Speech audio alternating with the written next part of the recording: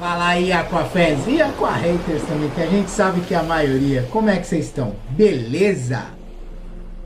Caras, eu tava pensando, esse canal leva o meu apelido, eu nunca filmei nada aqui sozinho, e ainda tem história da merda do Homem de Ferro, de Mandarim, e ninguém nunca falou sobre o melhor super-herói, então esse vídeo é dedicado a ele, Arthur Curry, ou Aquaman.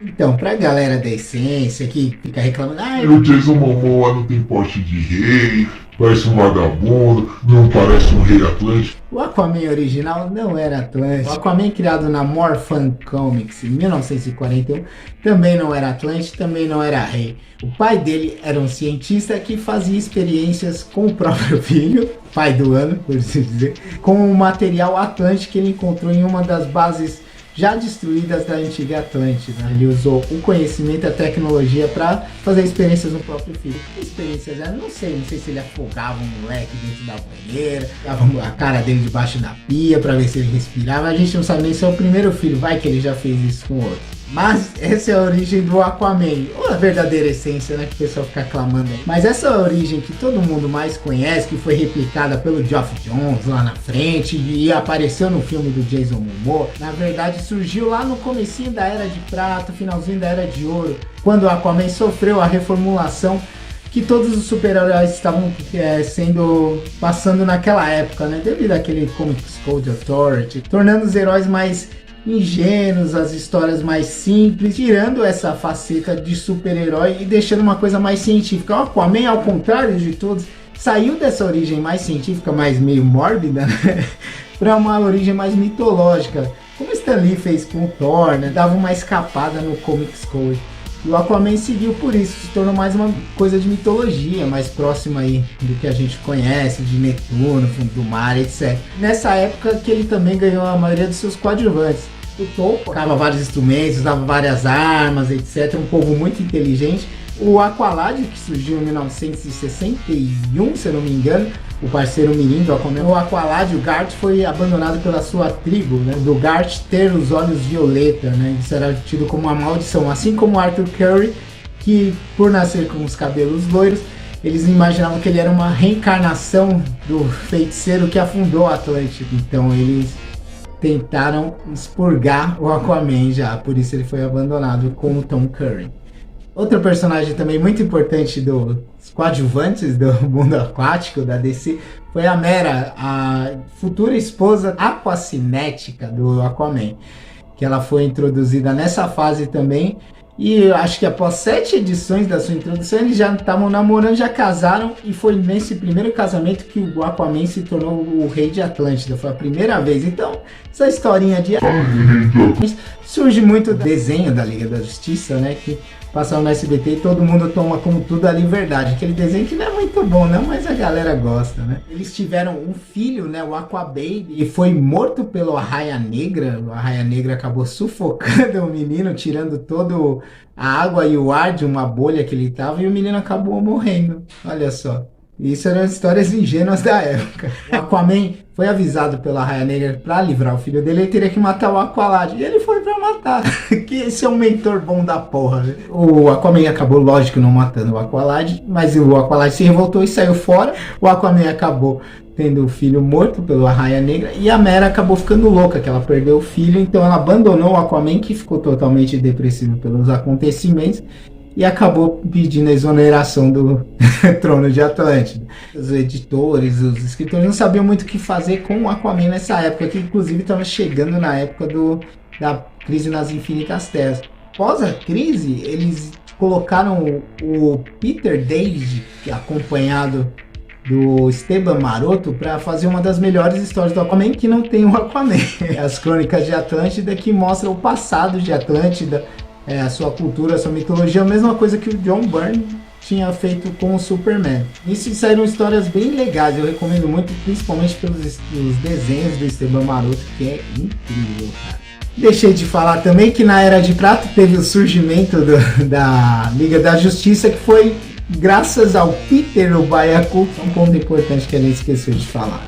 Aí sim, nos anos 90, final dos anos 80, após essa série da Crônicas de Atlântida, o Aquaman se tornou o que muita gente conhece do personagem, né? Ele se tornou aquele cara orgulhoso, carrancudo, cara frio, isolado, que foi largado, um ex-rei. Ele viajava muito com o Aqualad e com a Delphine, que era tipo a namorada do Aqualad, que naquele tempo era Tempest. Ele virou um mago das profundezas.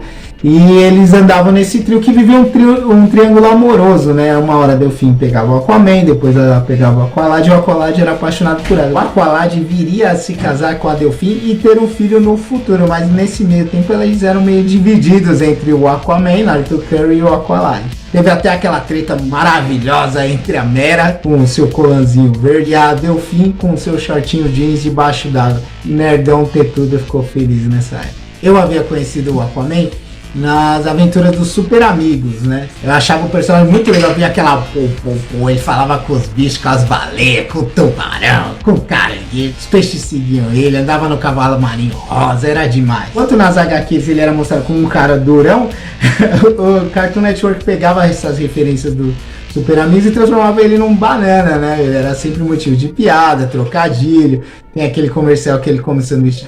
Isso foi desmoralizando o personagem. Para alguns, né? Para mim continuou foda. E depois dos Super Amigos, eu conheci ele nas HQs do Superboy. Ele fazia parte do mix. Inclusive tem uma edição do Superboy havaiano que ele enfrenta o Aquaman. E foi nesse meio tempo aí dos anos 90 que aconteceu a grande virada do personagem, que o Aquaman perdeu a mão numa luta contra o Caríbides, piranhas raivosas pré-históricas que ele não conseguia controlar, comeram a mão dele, onde ele colocou um gancho, um arpão na verdade, depois ele trocou por um arpão tecnológico, aí houve a evolução, ele trocou por uma mão robótica que virava um arpão, que virava outras armas, eles ficavam balançando pela cidade que nem o Homem-Aranha, em vez de só ficar na água. Não houve a entrada dele na Liga do Morrison, que meio que colocou um romancezinho entre ele e a Mulher Maravilha, meio mal explicado, mais uma vez reforçando a grande fase do Peter David, que o Aquaman era um cara orgulhoso,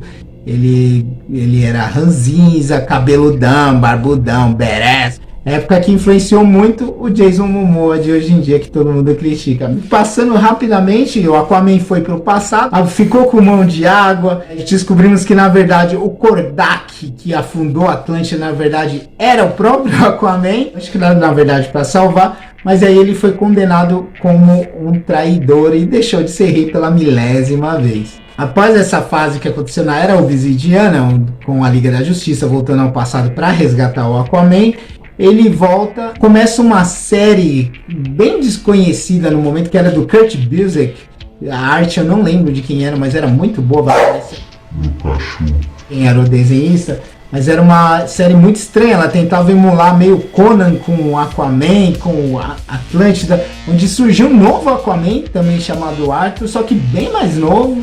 E ele era acompanhado por um bicho que parecia o Davy Jones do Piratas do Caribe. E tinha como coadjuvante também o Tubarão Rei, que hoje em dia tá famoso por causa da Esquadrão Suicida. Uma fase bem esquisita, cara, é umas histórias meio de bárbara, eles vagando, esse trio aí, às vezes dupla. E tinha esse bicho que ninguém sabia de onde surgiu essa porcaria aí. E a gente acabou descobrindo que, na verdade, ele era o Aquaman original, o Arthur Curry. E esse Aquaman mais jovem era uma versão parecida com aquele primeiro Aquaman da Era de Ouro, onde o pai dele era um cientista que fez testes com o DNA do Aquaman nesse garoto. Depois descobriu-se que era um clone. É bem confusa, mas era, sei lá, vale dar uma olhada pela arte. E depois disso, acaba que o Aquaman morre, se desfazendo em água, depois de virar o Davy Jones. Aí acontece o incrível, começa a noite mais densa, onde o Aquaman, Arthur Curry, retorna como um zumbi renascido pelo Mão Negra, se eu não me engano, o vilão da noite mais densa. Só que o que acontece? Ele volta meio zumbi, mas ele tinha virado água, então a gente meio que não entende. Entende a gracinha que a DC quis fazer, zumbis, heróis, pá, mas ele tinha virado água, não tinha corpo, mas beleza. No final de A Noite Mais Densa, o Aquaman retorna, só que com alguns resquícios daqueles antigos poderes. Ele só pode falar com peixes mortos, aquelas espinhinhas de desenhos, né? Consegue se comunicar com esse tipo de seres mais abissais, etc. E se resolve de novo se isolar no farol. Só que o que acontece? 952. Eles meio que continuam essa história, mas dá uma pulada em várias coisas, mudam a origem do Aquaman também, em alguns pontos. Esquecem aquela parada de mão, caramba, 4 e reinicia. O Aquaman ganhou o status de super-herói de verdade, né? Pelas mãos do Geoff Johns e os desenhos do Ivan Reis. Eu acho que é uma fase ótima esse novo 52. Inclusive tá aqui, ó, os outros que mostram o passado do Aquaman com tipo de liguinha que ele tinha criado de vários personagens do mundo. Se puder, pega pra você ficar meio escuro. Eu queria conhecer o Aquaman. Essa aqui é uma ótima porta de entrada, cara. A arte e a história são muito legais. O Geoff Johns subiu o personagem novamente aí no conceito, se é que ele já teve algum. Foi seguindo uma crescente até a saída dos dois do título. Aí o título descambou de vez, o pessoal não sabia o que fazer com o Aquaman, foi mudando de mão em mão. Ninguém sabia muito bem como tratar o personagem, como o Geoff Johns tratou ele bem. Inclusive no Trono de Atlantis. Muita gente não gosta, mas eu gosto, cara. Inclusive eu gosto da animação também, daquela inspirada no 952, que é muito boa, mais focada no Aquaman. Inclusive ele tem aquelas meio costeletinhas de Wolverine, quiseram fazer meio que o Wolverine no Aquaman, mas funcionou, cara, ficou muito bom essa fase aí. Foi uma das exigências do Ivan Reis, né, trabalhar com o uniforme clássico. Ele não queria nada daquela reformulação que tava vendo, armadura, nada. Ele queria trabalhar com o uniforme laranja e verde, que na minha opinião é o melhor, né, cara? Então fica nesse meio tempo, fica meio perdido, fica meio vagando por aí nessas histórias após a saída do Geoff Johns. Mas em Rebirth, ele retorna nas mãos do Dan Abnett. Puta, cara, que maravilha, Game of Thrones debaixo d'água, recomendo demais. É a última fase que eu li do Aquaman, né, a atual eu não li. Vou recomeçar alguma coisa do Aquaman nesse novo especial que saiu agora dia 21 de setembro, o Aquaman The Becoming, que é sobre o Aqualad, o pessoal conhece mais pela Justiça Jovem, o Kaldur, né, aqui chamado de Jackson Hyde, é o mesmo personagem. Eu não li ainda, mas vou ler. Se vocês gostarem do vídeo, eu faço até uma resenha dessa primeira edição. Bom, o que eu recomendo? Aquaman do Crônicas de Atlântida. Gosto muito da Era de Ouro e da Era de Prata, gosto mesmo, assim. O do Peter David, tanto as Crônicas de Atlântida quanto a mensal do Aquaman dos anos 90, até ele perder a mão, etc. Ele ganhou a mão de água, a ideia parece até legal, mas para ali. Kurt Busiek, vale a pena essa espada de Atlântida se você quiser conhecer. A história é bem fraca, já aviso logo para depois não vir. É bem fraquinho. Recomendo demais o Geoff Johns 952, muito bom, pode ler. Quer começar com a pega essa aqui, ó, os outros, muito bom. Gostou do Geoff Johns? Vai pro Rebirth do Dan Abnett. Puta, é demais, cara. Então, galerinha, a gente passou bem por cima mesmo aqui. Tem coisas como o Mestre dos Oceanos, o irmão dele, a Mão de Água também, tem muita coisa. Tem um golfinho junto, a Porn, não é Porn, é alguma coisa.